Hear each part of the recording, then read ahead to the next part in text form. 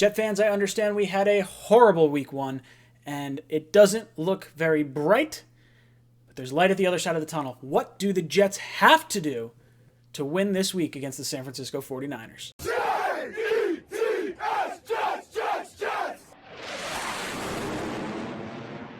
Welcome to Jets Talk. My name's Ryan. I'll be your pilot today. If you're new here, hit that subscribe button. If you've been here before, welcome back. I love having you here. Guys, big news. I am bringing our Talking Jets and Monday call-in show into podcast format. So for all of you guys that have been asking for an audio format instead of killing your cell phone battery all the time, this is for you. So you can check that out. I'll leave a link in the description down below. But let's move on to my 5 keys to victory for this week's game against the San Francisco 49ers. Now, I know the Jets did not come out very good last week. It is a rough start to the season against the division rival Buffalo Bills. But I'm here to talk to you and tell you, take a step back. Let's figure it all out. We can regroup. There's still plenty of games left in the season.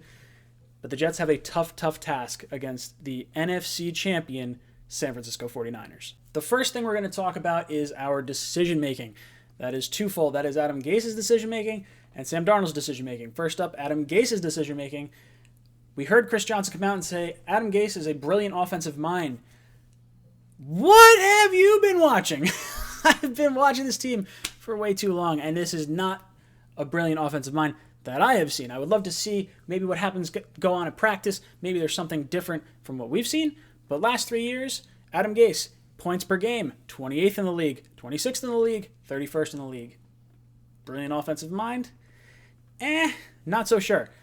Last year, the Jets, or not last year, in 17 games, the Jets have had 33 touchdowns and 93 punts. I'm sure you guys have seen this stat thrown out there in over the course of the last day.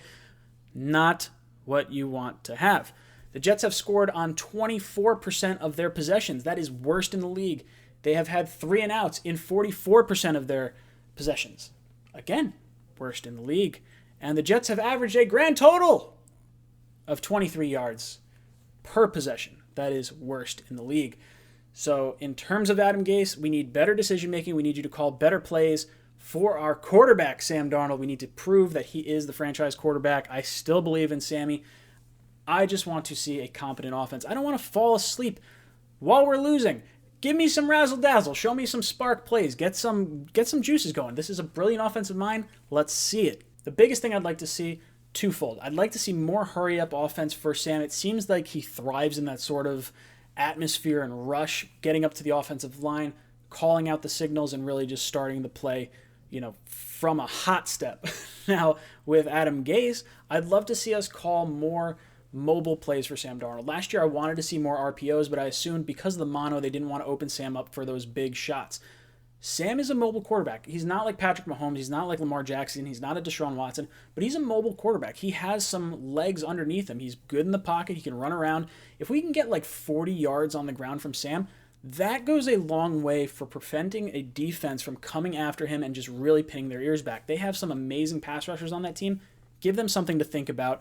Roll Sam out, let him scan half the field. Maybe he won't make some of the boneheaded decisions that we've kind of seen over the last few years. Make the game simpler for Sam and play towards his strengths. Number 2 on my list is the injuries. The Jets are without Denzel Mims again for a second week in a row, and they're without Le'Veon Bell, their top offensive weapon. Now, how are you going to combat that? We need to take advantage of some of the injuries that the 49ers have. They're not going to have Richard Sherman. They're not going to have Deebo Samuel. They are going to have a limited Brandon Ayuk. And George Kittle may not be playing.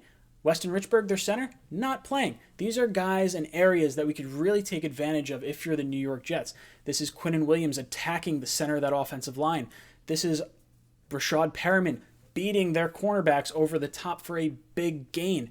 This is attacking their offensive weapons. Let's make them run the ball. Let's make Jimmy G have to hand the ball. If that's the strength of our defense, we have a very strong run defense.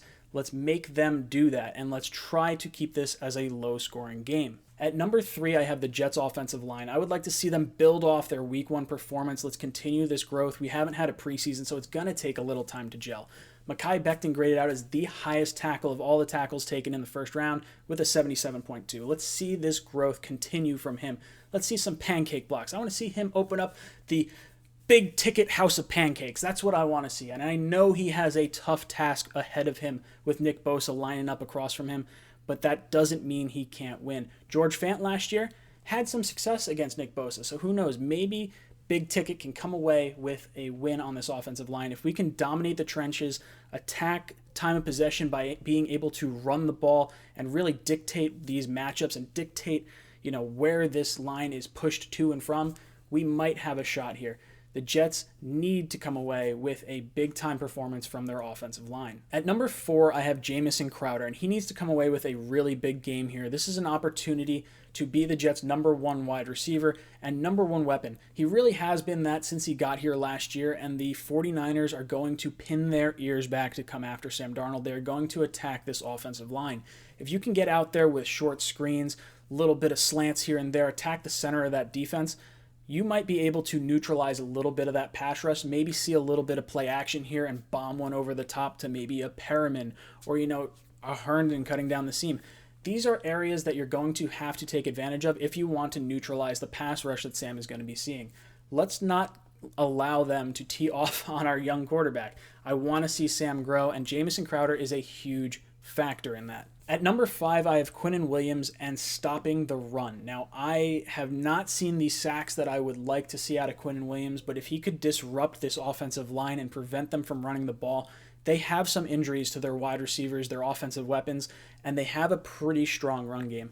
If we can prevent them from moving the ball on these first downs, second downs, and force them into third and longs the way the Jets have kind of been stuck in the last few weeks, or last few years, I guess, I think the Jets could have a very good shot at coming away with a victory here. Jimmy G is not the quarterback that Josh Allen is. He's not going to be running all over the place. He's going to be more of that pocket passer that you would traditionally see in the NFL. Now, if we can come after him and we can make him feel uncomfortable, rattle him a little bit, pressure up the A-gap, I said it before, Weston Richburg not playing. This is a backup center now that is going against Quinn Williams, a number 3 overall pick. Show your worth. Let's get some pressure on Jimmy G, and let's come away with pressure, and force him into bad decisions. So guys, those are my 5 keys to victory. Let me know what you think of those down below in the comments. And as always, go Jets.